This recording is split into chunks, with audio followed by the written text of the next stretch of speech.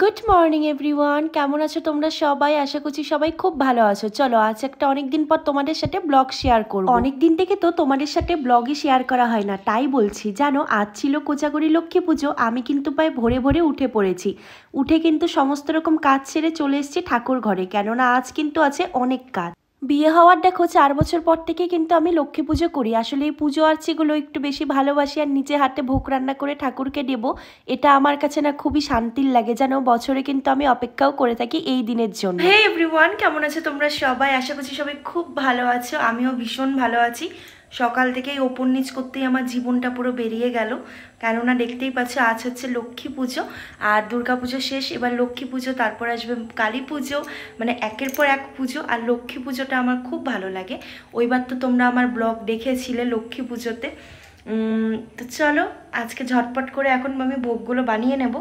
সকাল থেকেই সিঁড়ি দিয়ে উঁচু নিচু করতেই গেল, যেহেতু এইখানে না কোনো রকম মানে ঠাকুর পুজোর জলের ট্যাপ নেই, তো আমাকে সেই কলে যেতে হচ্ছে, আসতে হচ্ছে। তো চলো এখন শুরু করি। এই দেখো, এই খাড়া সিঁড়ি দিয়ে বারে বারে গেলাম আর আসলাম। আর আজকে হয়তো একটু হালকা রৌদ্র উঠবে। ওয়েদারটা তো ভালো করেছে, তবে আর কিন্তু আমার বেশি দেরি করলে চলবে না, কেননা লক্ষ্মী পুজোতে অনেক রকমের ভোগ করতে হবে, আর একটু পরেই কিন্তু ঠাকুরমশাই চলে আসবে। মানে আমি ঠাকুরমশাইকে টাইম দিয়েছি 4টা, ওই ধরো আস্তে আস্তে 4:30, কেননা কোজাগরি লক্ষ্মী পুজোর দিন আমাদের প্রতিটি বাঙালি পরিবারে অনেক পুজোর আয়োজন থাকে। প্রথমেই দিয়ে দিচ্ছি তেল আর ঘি। আমি না তেল ঘি দুটো দিয়েই করবো সুজিটা। ও জানো, প্রতিবার যখন আমি পুজোর আগে ভোগ করি, এই যে বলছি না গ্যাসের কথাটা, কাল তোমাদের দাদাভাই গিয়েছিল গ্যাসের ওটা ঠিক করতে, কেননা গ্যাসের রেগুলেটর দিয়ে এমন পরিমাণে গ্যাস বেরোচ্ছিল, আমি যদি বুদ্ধি করে গ্যাসটাতে সলাই কাঠিটা জ্বালিয়ে দিতাম তাহলে কিন্তু পুরোটাই অবাক হয়ে যেত। মানে এতক্ষণ হয়তো তোমরা আমায় নাও দেখতে পাতে, কেননা এটা কিন্তু গ্যাসের দোকানের লোকই বলেছিল, আমি কিন্তু গ্যাসটাকে জ্বালাইনি। তৎক্ষণাৎ তোমাদের দাদাভাই নিয়ে গিয়ে ঠিক করে নিয়ে এসছে। আসলে বছরে 1 থেকে 2বারই তো ঠাকুরের জন্য ভোগ করে দেওয়া হয়, তাই জানো ওই গ্যাসগুলি না মানে কি হয়, অনেক সময় ঘরে থাকতে থাকতে হয়ে যায় নষ্ট।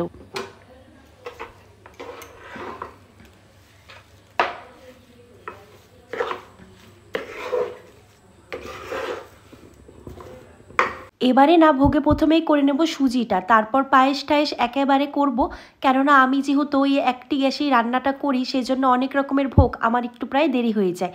দেখো পায়েস বসিয়ে আমি ওদিকটানে চাটনিগুলো কেটে নিচ্ছিলাম, টমেটো আর খেজুর, আর কিছুটা দেখো 5 রকমের ভাজা কেটে নিয়েছিলাম, বেশ অনেকগুলোই হয়েছে কাটার পরে। তো সবগুলোই এখন ভাজবো। এদিক দিয়ে না লুচির জন্য আটাটাকেও আমি প্রায় মেখেই নিয়েছি। আসলে না আমার এই সমস্ত বিষয়ে একটু বেশি আগ্রহ, প্রতিবার কিন্তু আমি এর জন্য অপেক্ষায় থাকি, আর আমার শাশুড়ি মাও কিন্তু আমাকে মানে অনেকটাই হেল্প করছিল, এই ধরো জল এনে দেওয়া বা বাসনগুলো মেজে দেওয়া। তো সমস্ত কিছু কিন্তু ভোগপত্র এগুলো আমি সবটা নিজে হাতে কেটে বেটে রান্নাটা করেছি, আর সুন্দর করে ঠাকুরকে দিয়েছি, এটাই আমার কাছে অনেক। এখন আমি ভেজে নেব দেখো 5 রকমের ভাজা। ভাজায় বেশ অনেক কিছুই ছিল, বেগুন ভাজা, কুমড়ো ভাজা, আলু ভাজা, তারপর কুয়াশ ভাজা, গাজর ভাজা।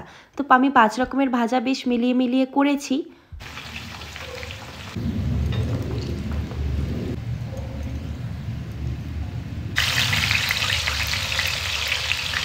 আমি না এখানে লুচি বেলেছি, আসলে তাড়াহুড়ো করে বেলেছি, তো তো দেখো কিছু গোল হয়নি, তবে সবকটা লুচি কিন্তু বেশ ফুলেছিল। আর এত পরিমাণ ঘুম পাচ্ছিল, যত রোদ উঠছিল তত যেন যেন আমার চোখগুলো বন্ধ হয়ে যাচ্ছিল, কেননা আগের দিন ছিল দশমী, আর আমাদের এখানে তো আলিপুরদুয়ারে ভাসান হয় প্রায় 3 দিন। তো দশমী দেখে রাত্রে এসেছি প্রায় 1টার সময়, তারপর আর ঘুমানো কিছুই হয়নি ভালো করে, যে কখন ভোরবেলা উঠে পড়বো। এই তো প্রায় এখন বাজে 1টার মতো, তো আমার দেখো প্রায় অনেকটাই হয়ে গিয়েছে ভোগ রান্না করা, ওই একটুখানি সবজিটা বসিয়েছি। আর এখানে এসে এখন ঘটের মধ্যে স্বস্তিক চিহ্ন, তারপর আমের পল্লবে সিঁদুরের ফোঁটা, ভোজ্য রেডি, মানে অনেকটাই কাজ থাকে। তো এগুলো এখন সবগুলো এক এক করে ঘরে করে নেব। তারপর ঠাকুরের জন্য একটুখানি মালা গাঁথতে হবে, সবটা হয়তো আমি ভিডিওটা নিতে পারবো না, কেননা বুঝতেই পারছো আগের দিন যেন বাজারে গিয়ে এই সুন্দর এই ডাবটাকে নিয়ে এসেছিলাম, আমার একদম ঘটের সাথে যাতে মাপ করে মিশে যায়, কি সুন্দর না। আমি যে এখন রেকর্ডিং করছি, আমার যেন প্রচণ্ড কিন্তু জ্বর সর্দি কাশি, আমার যদি কোনো কিছু ভুল হয়ে থাকে তোমরা কিন্তু আমায় ক্ষমা করে দিও। সব থেকে বড় মন খারাপ হয়েছিল এই পদ্ম ফুলটাতে, ঘরের এই দুটো গাছের পদ্ম ছিল বলে তাও একটু রক্ষা পাওয়া গেছে। বাবা দেখো পদ্ম ফুলটা কিনে নিয়ে এসেছিলাম, এটা যে এমন কালো হবে আমি বুঝতেই পারিনি। আর এখানে নাই যে এখন এটাকে সাজাচ্ছি, এটাকে হচ্ছে নৈবেদ্য বলে। আর এগুলো আমি সমস্ত কিছু পুজোর নিয়ম শিখেছি কিন্তু আমার দিদার থেকে।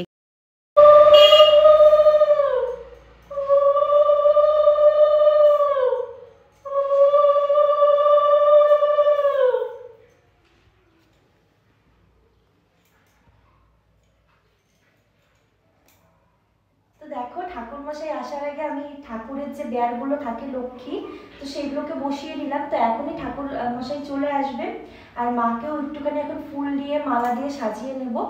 তো আমি এখন শাড়ি পরে আসলাম, কোনো মতে একটু আলতাও দিয়েছি পায়ে। তো চলো তোমাদের সাথে সবটা করে তারপর ব্লগটা শেয়ার করি।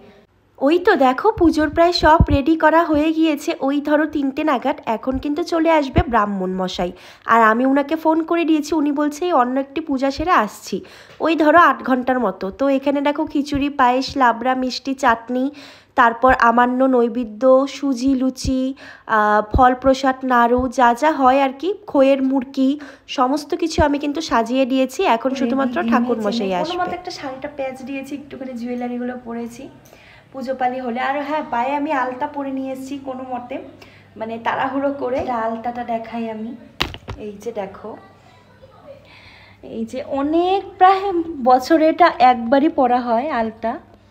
এই দেখো, প্রায় বছরে একবারই পরে থাকি। তবে পায়ের নুপুরগুলো পরিনি, নুপুরগুলো পরলে বেশি ভালো লাগতো। তো হয়ে গেছে সমস্ত কিছু রেডি। তো ঠাকুরমশাইয়ের এখন আসার অপেক্ষা, যেহেতু অনেক পুজো থাকে, তো ঠাকুরমশাই এসে নিক।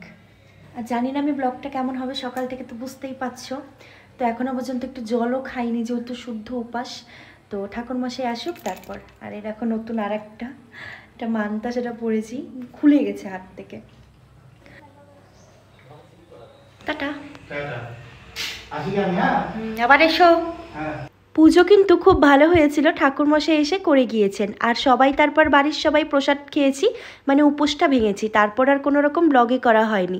তো চলো, আজকের ব্লগটি কেমন লাগলো অবশ্যই কিন্তু